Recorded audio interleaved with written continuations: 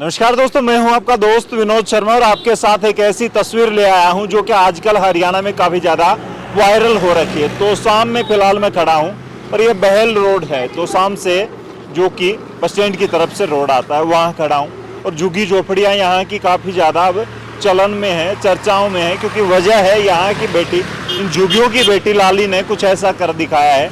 BSc medical से पास हुई और अच्छे मार्क्स के साथ पास हुई है और बेटी बचाओ बेटी पढ़ाओ का नारा नरेंद्र मोदी साहब ने दे तो दिया, लेकिन सही में कारगर सिद्ध इन जैसे माँ बाप करते हैं।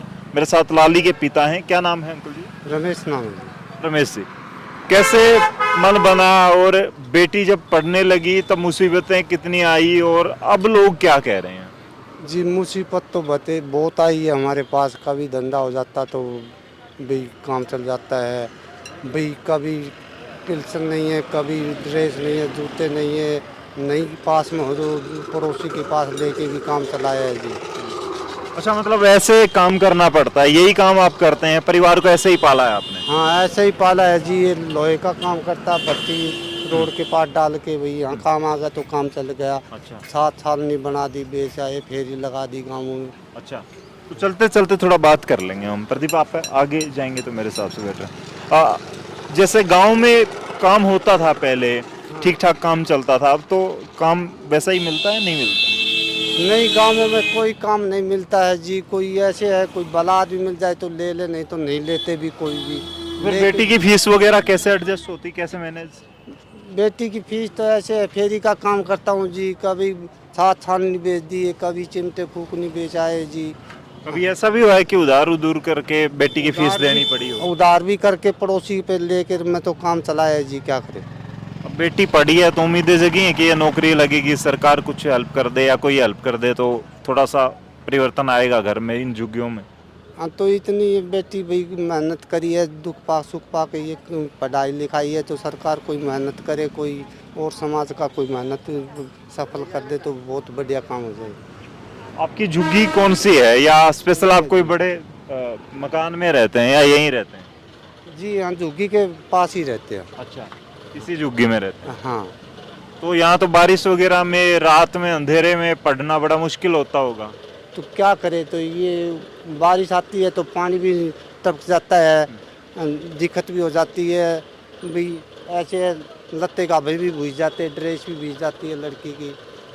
अच्छा, हाँ बेटी जब पढ़ने जाती थी शुरू शुरू में तो कई जातियों में, कई समाजों में आज भी ऐसी अवधारणाएं हैं कि बेटियों को नहीं पढ़ाना, तो ऐसी कोई बात आया करती, कोई कह दिया करता अड़ोस पड़ोस में या ऐसा कोई? ना ना ना, कोई भी नहीं कहा करता है। ऐसे कहा करते भाई गरीब जाति के तभी पढ़ाओ लिखाओ, तुम्हारे बच्चे कोई कामयाब हो जाए तो। अभी बेटी की मेहनत करके पढ़ाया लिखाया, अब ऐसे है गरीब आदमी से खर्चा तो नहीं पाया। चलो फिलहाल लाली के पास चलेंगे और देखेंगे। यहाँ पर ये देखिए इनके, ये यहाँ पर ये कबीला टाइप, और एक फिल्म आई थी चंद्रावल फिल्म, उस चंद्रावल से ये समाज गाड़िया लोहार समाज है, ये ज़्यादा चर्चाओं में आया था। जब चंद्रावल में चंद्रो का जो कैरेक्टर था, हालांकि वो एक आर्टिस्ट निभा रही थी, लेकिन उसको इस तरीके से फिल्माया था कि उस दौरान शायद मेरे हिसाब से उस मूवी ने करोड़ों का कलेक्शन जरूर किया होगा। ब्लॉकबस्टर हिट अगर कोई हो आज के दिन, अगर बात करें आज, उसका अरबों रुपए का कलेक्शन हो जाता अगर आज के दिन वो मूवी होती, इतनी ब्लॉकबस्टर हिट हुई थी। लाली फिलहाल यहाँ मौजूद है, ये सारे लोग मौजूद हैं, और ये कैसे देखिए इनका गुजर बसर कैसे होता है, सारी चीज़ें तो फिलहाल। और ये देखिए आपके ये जो इनके घर, जो महल आप बैठते हैं एसीओ में बैठते हैं, फिर भी जो बच्चे पढ़ते नहीं है वो आप देख लें एक बार। फिलहाल लाली से बात करेंगे और आ जाएँ प्रदीप, एक बार उस तरफ से घूम के आ जाएंगे तो और बेटर रहेगा जी। और यहाँ पर लगातार लाली, अब तो बहुत सारे मीडिया कर्मी आ रहे होंगे बात करने के लिए, अब कैसा लगता है? बहुत अच्छा लगता है। अच्छा, कोई है जो आपको सुनने आ रहा है तो अच्छा लगता है? हाँ। कितनी क्या पढ़ाई की है आपने? चर्चाओं में आज हरियाणा में आप सब जगह हैं, कितनी क्या पढ़ाई की है और मुसीबतें कितनी उठानी पड़ी, कितनी मुश्किलों का सामना आपके फादर साहब को करना पड़ा, मदर को करना पड़ा? बहुत ही मुश्किलों का सामना करना पड़ा, मेरे फादर को भी और मेरी मदर को भी। पढ़ाई क्या क्या की है? मैंने 10th की, +1 +2 की, और गवर्नमेंट कॉलेज से मैंने बीएससी की मेडिकल से। अच्छा, मैंने सुना है कि आपने प्राइवेट स्कूल से पढ़ाई की है, तो फीस का झंझट तो बड़ा हुआ करता, किसी अध्यापक ने मदद भी की है या फिर फीस के चक्कर में स्कूल छोड़ना पड़ा, ऐसा कुछ भी हुआ है? हाँ, जो कैप्टन स्कूल के राजेंद्र सर प्रिंसिपल हैं, उन लोगों ने मुझे 10th तक फ्री पढ़ाया। अच्छा, 10th तक फ्री पढ़ाया, ये लगा कि बेटी का हौसला है, ये कुछ करना चाहती है तो मैं भी अपनी तरफ से करूँ। उसके बाद सरकारी में आना पड़ा फीस के चक्कर में ही। हाँ, +1 +2 मैंने गवर्नमेंट मॉडल संस्कृति सीनियर सेकेंडरी स्कूल तोशाम से की। अच्छा, यहाँ जो रिजल्ट रहा वो ओवरऑल ठीक ठाक रहा? कितनी क्या परसेंटेज रही आपकी 10वीं 12वीं और बीए की बात करें, क्योंकि यहाँ पढ़ना, अंधेरे में पढ़ना, ये सारी बातें, फिर कितना क्या रहा परसेंटेज वगैरह? 10th में तो मेरे 71% थे, और जबकि मैंने +1 +2 की ना, तब मेरे 65% थे मेडिकल से। अच्छा। हाँ, और 5th सेम का जो रिज़ल्ट आया था बीएससी में, उसके 73 थे, और जो अब रिज़ल्ट आया ना उसके 63 बने, क्योंकि मेरे पेपर में एब्सेंट दिखा दी थी यूनिवर्सिटी वाले लोगों ने। अच्छा, यहाँ अगर जो बड़ी बड़ी कोचिंग संस्थानों में बच्चे जाते हैं, ट्यूशन लगवाते हैं, अगर ये चीज़ें आपके साथ होती तो आप भी आगे और ज़्यादा अच्छा रिजल्ट लेके आ सकते थे? कभी होता था फील कि मैं भी किसी बड़े ट्यूशन सेंटर में जाऊँ, पैसे होते तो शायद मैं कोचिंग संस्थान में जा पाती? हाँ, मतलब कि भाई कोचिंग ले, किसी इंस्टीट्यूट में जाएं, ट्यूशन वगैरह लगाए, वहाँ तो खर्चा ही लगता है, तो इससे मैंने कोचिंग ट्यूशन इंस्टीट्यूट का कोई प्रभाव नहीं पड़ा, और लेकिन ना ही मैं गई, मैंने खुद मेरी पढ़ाई मेरे मन से ही की है, मेरे दिमाग से। अभी क्या प्लानिंग है? आगे और पढ़ना चाहती हैं या फिर नौकरी के लिए तैयारी करेंगे? अब क्या करें? जीएनएम का कोर्स करूँगी।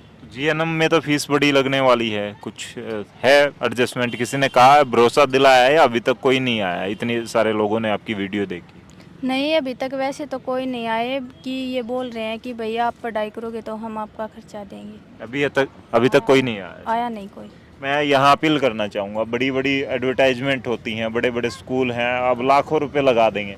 एक बार लाली पे लगा के देखिए, लाली आगे बढ़ेगी तो आपका कोचिंग संस्थान या फिर आपका जो संस्थान है, एजुकेशन संस्थान, कोई जीएनएम सेंटर, जो प्राइवेट बहुत सारे होते हैं, सबसे बड़ा अगर कोई बड़े बड़े मॉडल्स के साथ आप उनको अपना जो ब्रांड एम्बेसडर है उनको बनाते हैं, लाली अगर बन गई तो मेरे हिसाब से आपको ज़रूरत नहीं है, इतनी चर्चाओं में आ जाएंगे। तो अपील है, प्लीज़, आपके 100 बच्चे में से अगर एक बच्चा फ्री पढ़े तो इतना ज़्यादा खर्चा नहीं होता, आप एडजस्ट कर सकते हैं, करोड़ों कमाते हैं।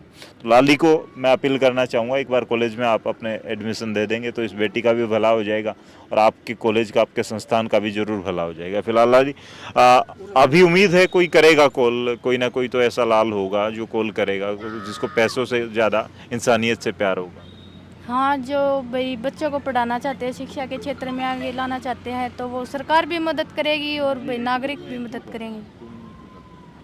जी, यहाँ पे ये पेरेंट्स हैं, इनकी उम्मीदें हैं कि अब थोड़ा सा, इतनी मुफलिती की ज़िंदगी इन्होंने जी है और गुर्बत की ज़िंदगी के बाद ये हाल हैं, अभी इनको उम्मीद है कि घर बदलेगा, बेटी नौकरी लग गई तो अब माहौल बदलेगा, ये भी पक्के घर में जाएंगे। हाँ, उम्मीद तो होती है, जब भाई अगर बच्चा नौकरी लग जाता है तो उसका सारा परिवार ही सुधर जाता है, जब परिवार में से एक लग जाता है तो।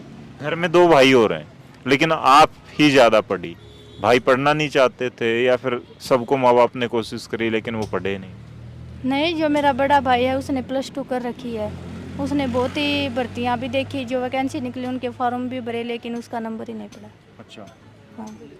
आप भी इनके साथ ही काम करवाती हैं, इनके इस पे जो होता है आपका, जो बोलते हैं उसको? अब साथ में काम करवा दे जाते हैं।